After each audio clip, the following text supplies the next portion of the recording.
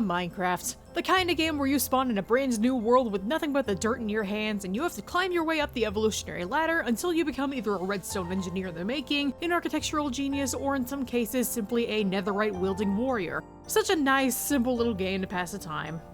Unless you're me. A little help! Ow! What? Burn! I'm not falling for that shit. Cheers, no! No, no, no, no, no, no! Yeah, that's me. You're probably wondering how he ended up here. Let's back up a little bit. Hi! I'm Maximum Panic, but my friends call me Manic for short. Now, it's no secret that I like Minecraft. Maybe a little bit too much. Lately, I've had this itch for Minecraft that I just couldn't scratch. And then it hit me. What better way to scratch that itch than to play the game, build stuff, and record it all? So I did what any rational person would do. Start a brand new world with the desire to build an entire civilization from the ground up with nothing but the dirt beneath my feet. Now, I'm no Jaracraft or Trixie Blocks. I just like building things. But that's not to say that I don't like the idea of challenging myself. So that's what I'm doing. Welcome to a little segment I like to call PanicCraft, a survival series where I'm going to build, thrive, and most importantly, survive. What am I planning to build in the future, you might ask? Well, you'll see. Eventually. But let's get started.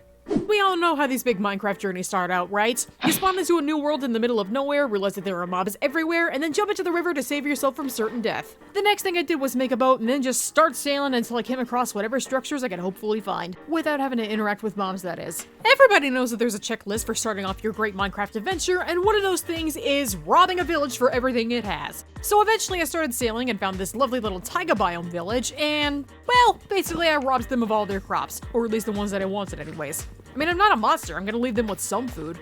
But they also had purple beds and carpets, and I like purple, so I stole their beds. They can sleep on the floor, they'll be fine. Trust me. I got some stone, made some tools, stole a furnace, got a couple of limes, and then went on my merry way. Oh yeah!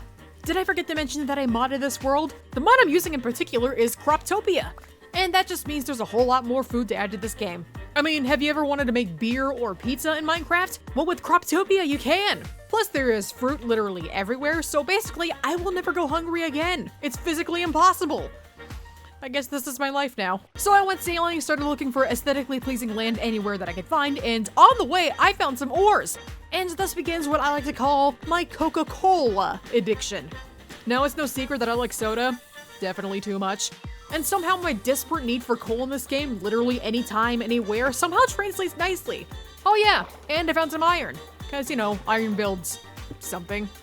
Is it muscles, immune system? Whatever, I never took anatomy in high school, how would I know? Spelting break! Say hi to the piggies. And then we plunged down a big hole. For the sake of fueling my addiction. I almost broke my neck while I was doing this. Figuratively and literally for that matter. But I got what I needed. So then we're out of there. Hey, a portal! And shiny gold stuff! Which I have no room in my pockets for. I'm gonna have to fix that.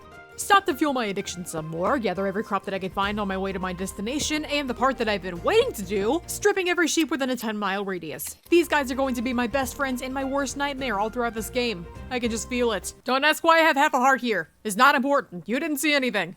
Spend a little time getting lost, because are you really playing Minecraft if you don't get lost at some point? After I was done being lost, I climbed up a hill and found one of the most beautiful meadow spawns that I'd ever seen in my life.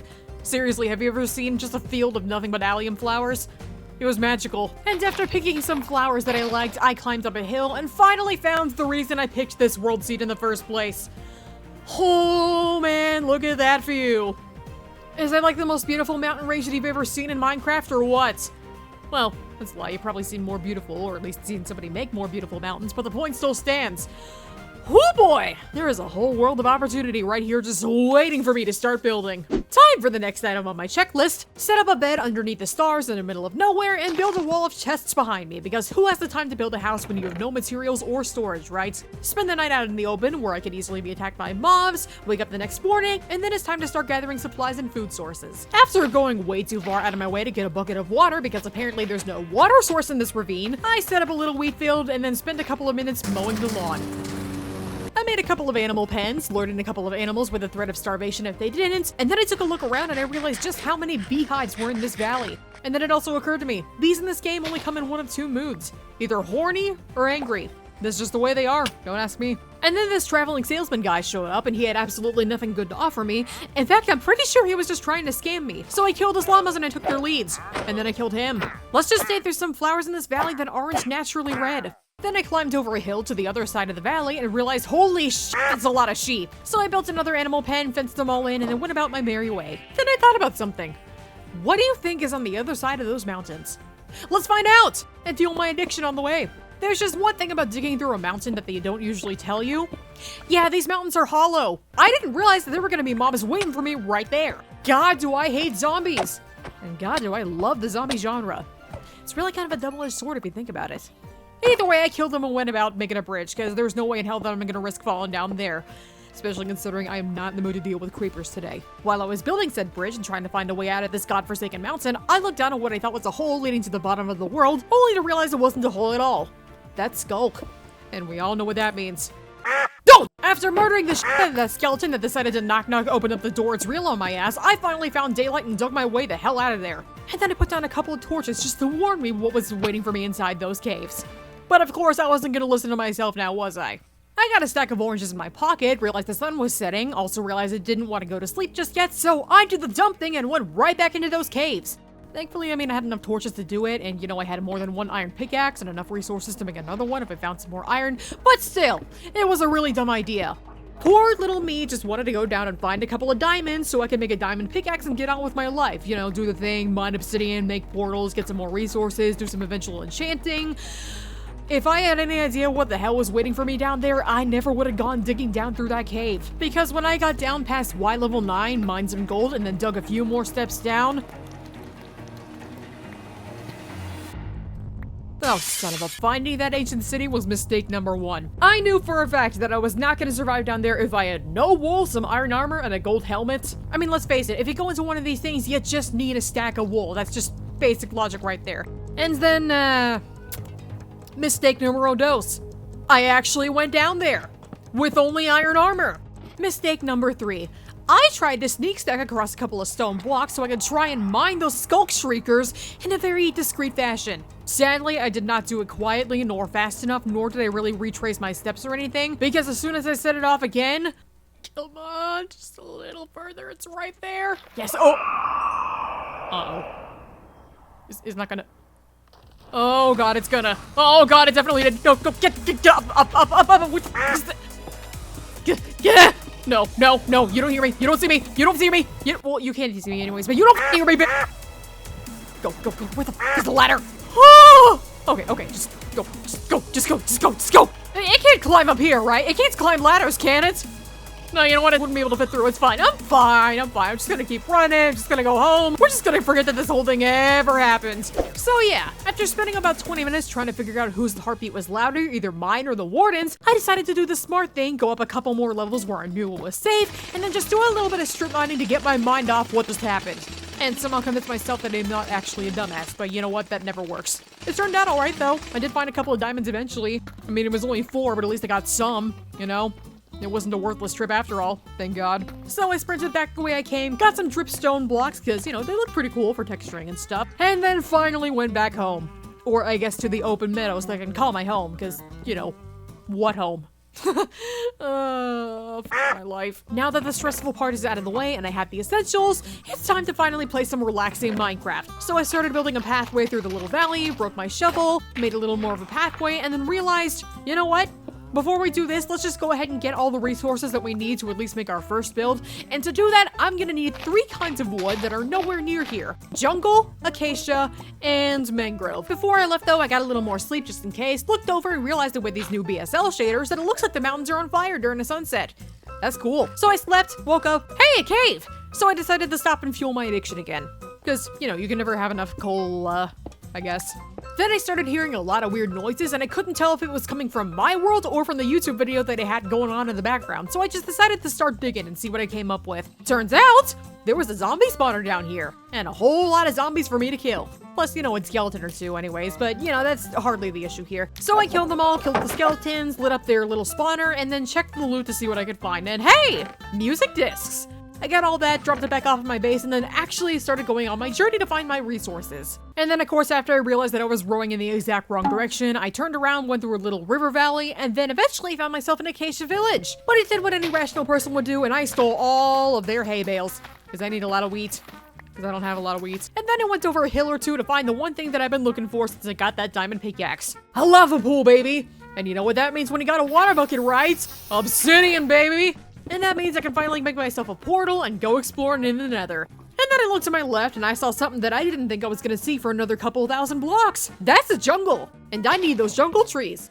Oh yeah, I probably should have mentioned that I have a few more mods on here in addition to Croptopia, just to improve quality of life and add a little more pizzazz to the game. But this mod in particular, as you can see here, is called Falling Tree. What this basically does is when you start axing at a tree, then it just knocks it all down in one hit, as long as the tree is under 100 blocks tall or whatever you set it to. And while it does knock it down instantly, your axe will still take the same amount of damage as though you'd mined it individually block by block all the way to the top, you know? This basically just saves you a little bit of time and monotony for that matter, which came in very handy in my case. I swung across the river to get some more bamboo because, you know, eventually I am gonna need scaffolding to be able to make these builds without falling to my death. But yeah, I got some more bamboo, fueled my addiction real quick, and then finally decided, while I'm out here, I might as well look for a ruined portal, right? Or at least harvest it for its glorious obsidian. And maybe stop a forest fire in the process. But you see that tree there that almost burned down?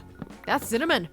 It's another one of those little Croptopia features. Apparently cinnamon trees are now a thing in the jungle biomes. And cinnamon, you can make snickerdoodles, you can make cakes, you can make cookies.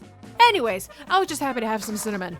But I was also not happy that my backpack was almost full and I was running out of room to carry these things. So, yeah, this could be a problem. Instead of just activating the portal here, I was gonna go to the top of those icy mountains, make a portal up there, which by the way, turns out there's a lot of goats up there, and then anytime that I need water, which comes from all that ice, I can literally just come through the portal, get it, and then go home. Easy peasy! Except there were two core problems with that idea. Number one, the coordinates in the nether were nowhere near the actual home in the overworld, so I had to walk a little bit. Not to mention, as soon as I came out of that portal and into the nether, turns out I was standing right on top of a bastion. So that's great. And turns out it actually wasn't much of a problem at all. I mean, it was the roof of a bastion, so I was pretty sure that if I just mined a couple of blocks down, I'd be right in that little treasure room at the top with those 4 big chests up there. And then I looked over and I realized that all the piglin brutes that were supposed to be hunting me down were instead stuck in this little crevice in between these cliff sides, so they couldn't even reach me if they wanted to. So I used them for target practice. And then I actually opened the chests, and much to my delight, pig step? Yeah, I'm just as surprised as you. I mean, first chest in a bastion I open and there's pig step on the bottom of it, like, are you serious? Anyways, I checked another couple of chests because, you know, I was still running low on space and everything. And thankfully, in that second chest that I opened up, there were just enough iron blocks that I needed to be able to make another backpack, which meant that my storage problems were pretty much over. Afterwards, I packed up everything that I possibly could, opened up 2 more chests, got plenty of gold, chains, crying obsidian, you know, the usual stuff. And then I finally decided to make a beeline for the exit. Because the thing is, I came to this nether for 2 reasons. 1, to make myself a way home, and 2, to get me some more resources. Because another one of the blocks that I need to be able to build my little, civilization, if you will, in that valley, crimson wood and warped wood. Because you gotta admit, those are some really pretty colored blocks and everything, right? So that's exactly what I did. But after all that tree chopping, it was finally time to go home. Or at least, that's what I thought originally. I'm just gonna let you guys know right now that I may have made a little mistake when it came to picking a nice world seed. The thing is, when you prioritize beauty over functionality when it comes to certain Minecraft worlds, you kind of forget how far you actually have to go to get certain resources that you really, really want to get to be able to make your builds. In this case, I didn't really think to check whether or not a mangrove swamp was anywhere in reach. I mean, I know I could have waited for the wandering villager to come back and offer me like a mangrove propagule, if that's what it's called, but the thing is, yeah, turns out this mangrove swamp that I desperately needed was over 9,000 blocks away from my base. Fuck!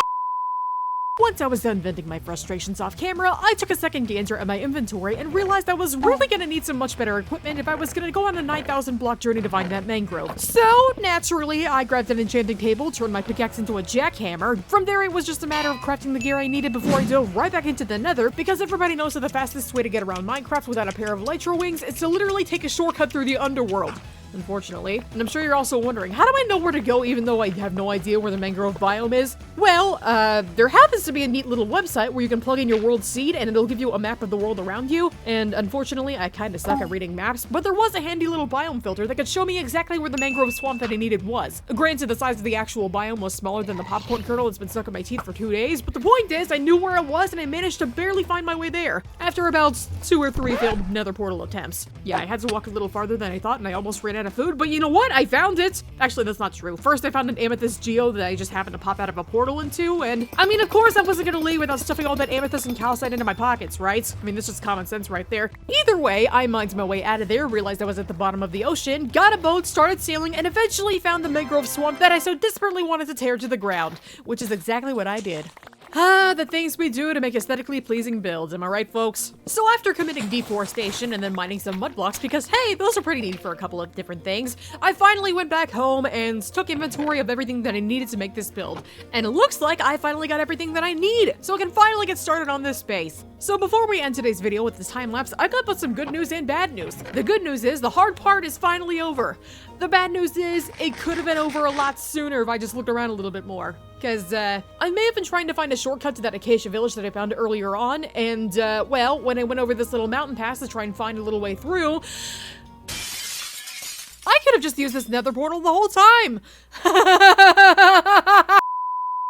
As for where I want to build my starter base, I figured I might as well make it on top of this hill in the middle of the valley. 1, so it can be a nice little focal point for everything else I want to build around here, and 2, so it's literally in reach of everything. It doesn't really matter what I build or how far away, the point is it'll be easy to get back to my home because it's literally in the center of everything. Also, as for my starter base, yeah, it's gonna be a pretty beefy one. What, you thought I was gonna do something small for my first starter base? Ha! In your dreams, buddy.